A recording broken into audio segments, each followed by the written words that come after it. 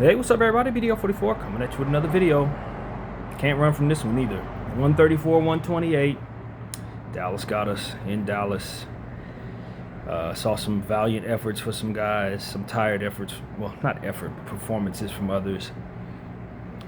We just are what we are, man. So let's get into the stats and move on with our Easter Sunday. Hope you all are enjoying yours. This sucked, as you would expect. So the Lakers shot 52% from the field, 47-91. The Rockets, the other Texas team, Mavericks, 46-88 for 52% as well. The Mavs shot 14-32 for 44% from three. Lakers 8-27 for 30% there. From the free throw line, Lakers 79%, 26-33. Mavericks 28-36 for 78%. Lakers had 49 boards to the Mavericks 38. Lakers had 11 offensive boards, 8 for the Mavs. 36 assists for the Lakers, 27 for the Mavs. 6 steals for the Lakers, 11 for the Mavs. 1 block for the Lakers, 5 for the Mavs. 7 turnovers for the Mavericks, 9 points off of those. 12 turnovers for LA, 21 points off of those. 24 fast break points for the Mavericks, 14 for the Lakers. 54 points in the paint for the Mavs, 66 for the Lakers. We had a 1-point lead, led 2% of the time. They had a 22-point lead, led 97% of the time. Gamecast next. Let's see what we did from quarter to quarter. First quarter, Lakers 30, Mavericks 41. Second quarter, Lakers 31, Mavericks 26. Third quarter, Lakers 36, Mavericks 40. Fourth quarter, Lakers 31, Mavericks 27.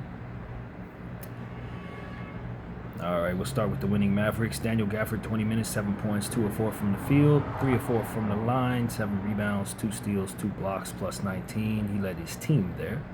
Washington, 30 minutes, 15 points, 6 of 10 from the field, 3 of 6 from 3, 5 rebounds, 2 turnovers, minus 2.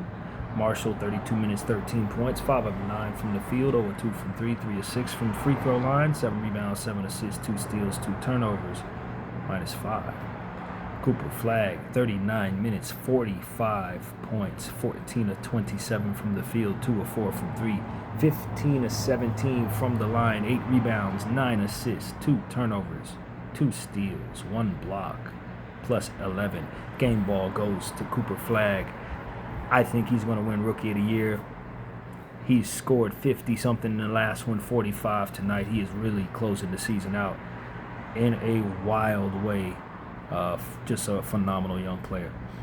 Max Christie, 25 minutes, 8 points, 2 of 6 from both the 3 and field, 2 of 2 from the free throw line, 1 rebound, 2 assists, 1 turnover, 2 steals, plus 2 for Max.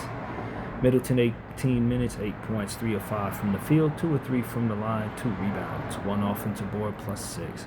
Dwight Powell, 6 minutes, 0 of 1 from the field, 2 rebounds, 2 assists, 1 block, 2 offensive boards, minus 4. Marvin Bagley, 21 minutes, 9 points, 4 of 7 from the field, 1 of 1 from 3, 4 rebounds, 1 steal, 1 block, 2 offensive boards, minus 10. Clay, 18 minutes, 11 points, 4 of 8 from the field, 3 of 6 from 3, 2 assists, plus 4. Brandon Williams, 25 minutes, 13 points, 4 of 7 from the field, 0 of 1 from 3, 5 of 7 from the line, 2 rebounds, 5 assists, 2 steals, plus 10. And Polakaitis, I have no idea how to say it, but he played pretty well. 7 minutes, 5 points, 2 of 4 from the field, 1 of 3 from 3, minus 1. Let's just skip this along. Let's go look at the standings and see how we've likely fallen to 4th at this point, or somewhere close to it. Now we're still in 3rd place, a half game ahead of the Denver Nuggets after this particular loss, with the OKC Thunder coming up next. OKC, first place, 62-16. Second place, San Antonio, 59-19. Third place, Lakers, 50-27. Fourth place, Denver, 50-28. Fifth place, Houston, 48-29. Sixth place, Wolves, 46-32. Seventh place, Suns, 43-35. Eighth place, Portland, 40-38. Ninth place, Clippers, 39-38. 10th place, Warriors, 36-41. Yeah, that's it. What do you want me to say? We gave it our best effort, but it wasn't enough to overcome a team that was a bit more used to playing with less than we are. This is our first game where we've been without our ball handlers, and we did the best we could, man. Our role players really stepped up. You got to give credit to Luke Kennard with a triple-double tonight. Pretty damn awesome. Got to give him their credit, man. LeBron James, I forgot to talk about the Lakers stats, didn't I? I thought I did that already. That's how bad this is for me. That's how just disconnected your boy is. LeBron James, 39 minutes, 30 points, 12 of 22 from the field, 1 of 6 from 3, 5 of 9 from the free throw line, 9 rebounds, 15 assists, 4 turnovers, 1 steal, +1. Love what I saw from the King. He gave it his all, man. Didn't really shoot well from behind the arc. Turnovers could have been better, but the 15 assists, 9 boards, 30 points, awesome. Just a valiant effort from a great player, man. Unfortunately, he just didn't have his guys next to him tonight to help him bring it home, but we stayed close. We fought hard, and he had a lot to do with it. Rui Hachimura, 39 minutes, 21 points, 9 of 13 from the field, 3 of 5 from 3, 7 rebounds, 1 assist, 1 steal, no turnovers, 2 offensive boards, +5. The numbers are great, shooting well. I gotta love how he stepped up and got 21 points, 7 rebounds, no turnovers. Gotta love that. I thought his floor game wasn't as good as these numbers are. There were some things out there on the rebounding end in the fourth quarter, some stuff going on defensively that just wasn't that great, man. But overall, he contributed greatly in the areas where you would expect him to. Jake LaRavia, 36 minutes, 14 points, 3 of 11 from the field, 1 of 5 from 3, 7 of 8 from the line, 5 rebounds, 2 turnovers, 1 assist, 2 steals, -3. The inefficiency was not great, but the energy was always good for Jake. This is about what you expect from Jake. I just wish he would be able to hit a little more shots, be a little better in certain areas, but he's being asked to step up and play outside of himself in order for us to succeed, and you're asking a lot of guys, man. What can I say? This is what it is. DA only had 19 minutes out there, 13 points, 5 of 9 from the field, 3 of 4 from the line, 4 rebounds, 1 assist, 1 block, 0 in the +/- 2 offensive boards. I was a little confused by how coach used him tonight, especially since we're shorthanded, need scores. You didn't give him but 19 minutes. That's just odd. Maxi Kleber had 13 minutes out there tonight. I know that's his old team. We like Maxi Kleber, but I didn't think his lack of athleticism and offensive ability really contributed to much tonight. You needed Ayton a little more. You needed Thero some, and not, I don't quite think that we did the right thing with our front court tonight. I don't think so. Not when you're going up against Daniel Gafford. No, you need athleticism. You needed what those guys brought to the table, a little less than what Maxey did. So Ayton getting 19 minutes. 5 of 9 shooting is good. 4 rebounds, okay. No turnovers. He did good with the minutes given, but I just didn't think we gave him enough minutes. Luke Kennard, 41 minutes, 15 points, 5 of 17 from the field, 1 of 5 from 3, 4 of 4 from the free throw line, 16 rebounds, career high, 11 assists, 3 turnovers, 1 steal, 3 offensive boards, +8. Too bad we couldn't give him the game ball because we lost, but boy, was that a big-time step-up performance despite having a god-awful shooting night. But this shows you that he can help you in other areas, and if he's shooting well, look out, because he can really help us. So for this to be a bad shooting night, him walk away with 16 rebounds and 11 assists, that is amazing, literally amazing. I loved what I saw from Luke Kennard. I just wish the shot would fall on a night like this so we could have came together and had a historic night. Bad shooting, but awesome floor game. Really stepped his game up, man. I feel really good about him. We definitely must re-sign him in the offseason. Maxi Kleber, 13 minutes, 2 points, 1 of 2 from the field, with 1 from 3, 1 rebound, 3 assists, 1 steal, +4. Again, I like Maxi Kleber. I'm glad he's back. I didn't think this was the right game for him to play in. I didn't think he helped us as much as we needed, and I thought we could have got better use of athleticism from more Ayton. We gave Jackson the minutes I thought he should get. He was great. Some Thero. He didn't get no Thero minutes tonight. I just didn't like. I didn't like JJ's decisions tonight with the rotation. I don't like it. But I do like Maxey. It's good to see him out there, just not in this matchup. Vanderbilt, 12 minutes, 5 points, 2 of 2 from the field, 1 of 1 from 3, 1 rebound, 1 assist, -19. Would have loved to see more Vando. He made his only 3-point attempt. That's cool. I thought he played well enough to earn real minutes, particularly in garbage time against the Thunder. 12 minutes when you're missing as many people as we are. You're going up against a team that has a guy like Cooper Flagg out there just cooking the hell out of you. I just didn't think that JJ helped himself at all. With the choices that he made, should have been more Vando, should have been some Thero, should have been less Kleber, probably less LaRavia as bad as he was playing.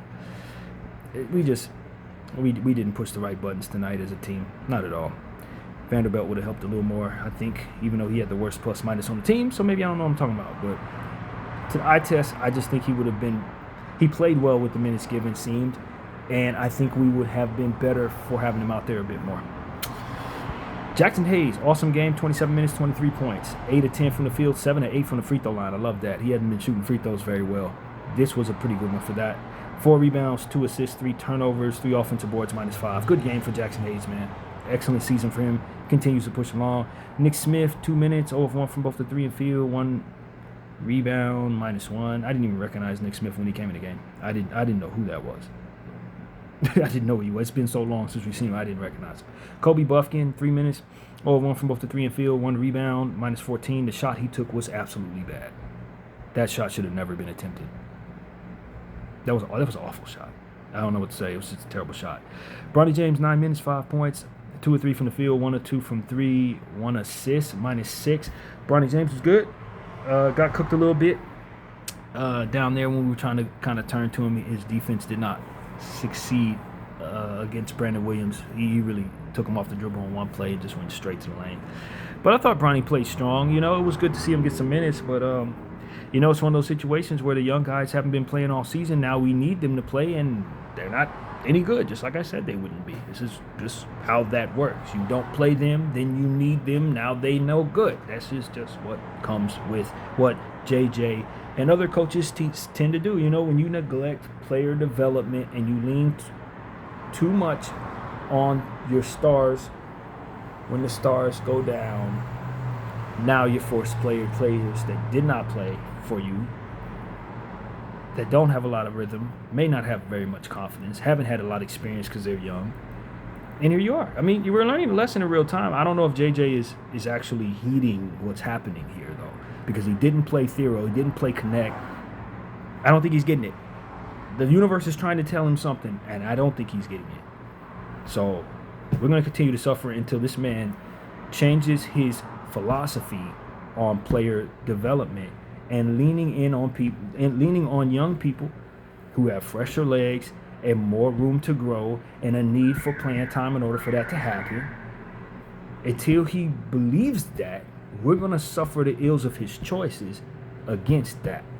And tonight, I felt like his choices to continue to lean on veterans instead of leaning into the upside of young players who are itching for an opportunity to play, kept him from being athletic enough and fresh enough to overcome a tanking ball club. Adu Thero would have helped you a lot. Dalton Connect, as well as he's been playing in the G, maybe he would have found some confidence out there. You gave them DMPs tonight. You needed both of their athleticism and youth and length. You neglected to provide that, so you took the L.